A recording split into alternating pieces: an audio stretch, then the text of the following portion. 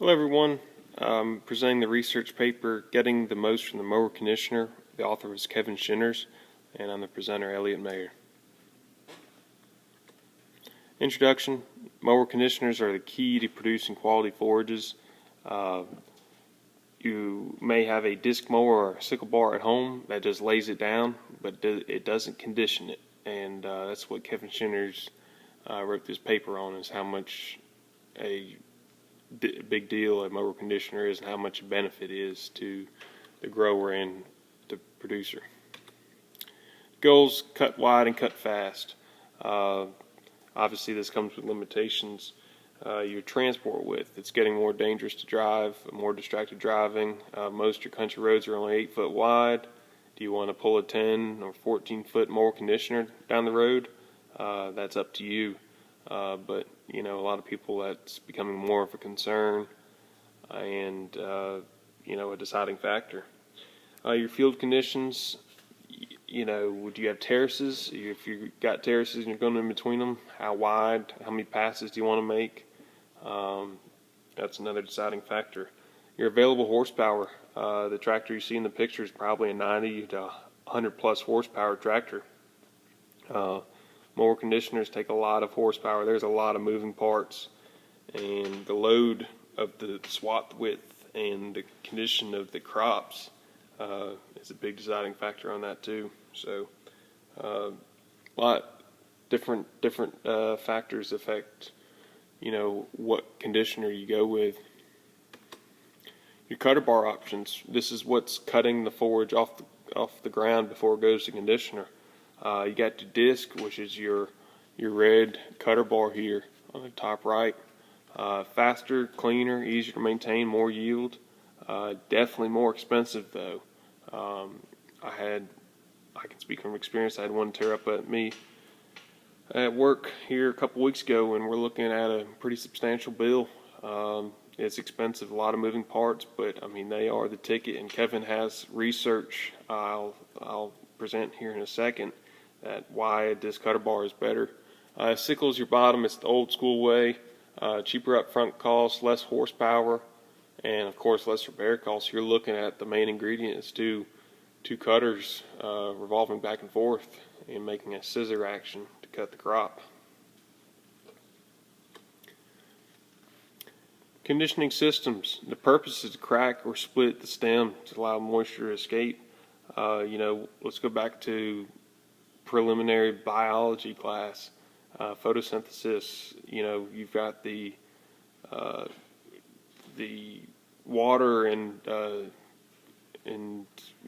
liquid going up to those leaves and to the top of the stem. That's where all your moisture is when you're cutting this hay. You got to get it to escape. So a conditioning system, depending on which one you go with, crimps it, cuts it, cracks it, splits it, whatever, to be able to allow that moisture to escape for faster drying times. So we have 3 different types of conditioning systems. On the very left is your impeller style. This is a very common style. It's the less expensive of the 3. It has flails that all it does is spin around. Now when you see it at a dealership or when it's parked, those are laying over each other. They're not in that circular form. This is a cutout of it in motion. So and there you got your disc cutter bar, and that forage is flying through there. It's almost like a wind tunnel, and it cracks it. Here in the middle is the rubber conditioner rollers that are intermeshing. These are the ticket for alfalfa and leaf retention. They are the best for right now, but they are expensive. They wear out. You've got to replace them, and when you replace them, they are expensive. So just a cost of doing business though in quality forages. The very right is the up and coming steel intermeshing rollers. These are supposed to last longer than your rubber rollers, and that's kind of what's up and coming. It's not perfected yet. It's not as good as the rubber rollers are, so it's coming now. The keys to success: proper setup, clearance of conditioner. So you've got to adjust that conditioner for the crop you're harvesting and being able to get that perfect cut or crimp. That way everything's conditioned right. And this also goes with your cutter bar height. The way you set your cutter bar and how much you are, if you're scalping the ground or not, and that's all factors, and you got to be able to read that operator's manual and get it set up right. Otherwise you are not going to have the quality of crop you want and conditioned correctly. So here's Kevin's statistics that he came up with. As you can see, we're talking about table 1 first, sickle cutter bar versus disc cutter bar. There's a whopping 0.02 tons of dry matter per acre.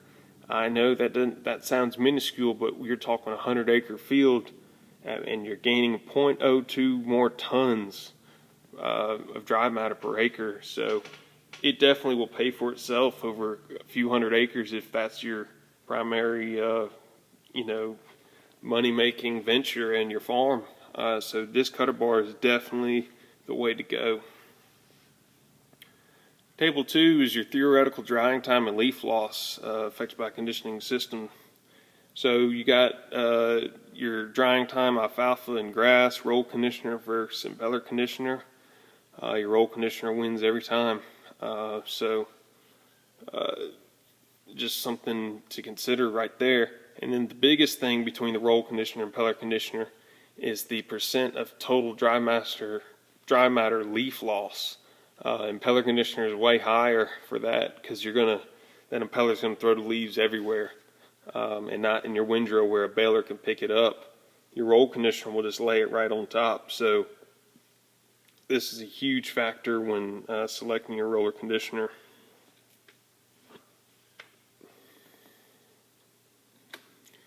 So unchangeable factors, we can talk about this mower conditioner and how it's going to change your harvesting forages dramatically and how much better it'll make a quality forage. But Mother Nature's still out there. You got sunlight, humidity, and wind are your 3 biggest factors of drying your forage. The machine only makes it a little bit faster.